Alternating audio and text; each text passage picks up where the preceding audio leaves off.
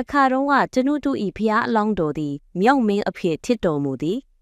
ထိုမြောက်မင်းဤအုပ်စုသည်တောက်သမယံရေကန်တစ်ခုကိုဘလူးတကောင်ကသိမ့်ပိုက်ထားသဖြင့်ကြီးလေးသောဒုက္ခရောက်နေကြသည်အနည်းအနားတွင်အခြားရေကန်မရှိသဖြင့်မြောက်များသည်ရေငတ်ဒုက္ခကိုခံစားနေကြရသည်ဘလူးကလည်းရေတောက်ရန်လာသောမြောက်တကောင်ချင်းစီကိုဖမ်းယူစားတောက်နေသည်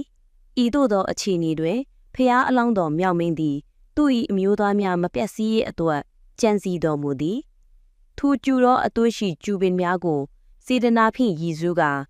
ဤကျူသောရှိကျူရိုးများသည်အစစ်ပိတ်များမပါဘဲဒိုးထောင်းပေါက်ကဲ့သို့ပျောက်ကြားပါပြီတည်းဟုတစ္ဆာဆိုတော်မူသည်ထိုအခါကျူရိုးများသည်အစစ်ပိတ်များပျောက်ကွယ်ကာဒိုးထောင်းပေါက်များဖြစ်လာသည်မြောက်မင်းသည်ထိုကျူရိုးများကိုအသွင်းပြု၍အုပ်စုသားများအားရေကန်၏အဝေးမှနေ၍ရေစုပ်ယူတောက်စေခဲ့သည်ဤနည်းဖြင့်ဘလူးဤဘေးမှလွတ်မြောက်အောင်ကိုကျိုးစွန့်ကစီမံဆောင်ရွက်ပေးခဲ့သည်ဗုဒ္ဓဘာသာဝင်တို့၏ယုံကြည်ချက်အရ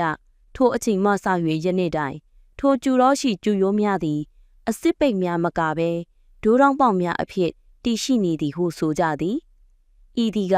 ဖျားလောင်းတော်ဤပါရမီတော်နှင့်တစ္ဆာတော်ဇွန်အားဤအံပွဲတိခါပင်ဖြစ်သည်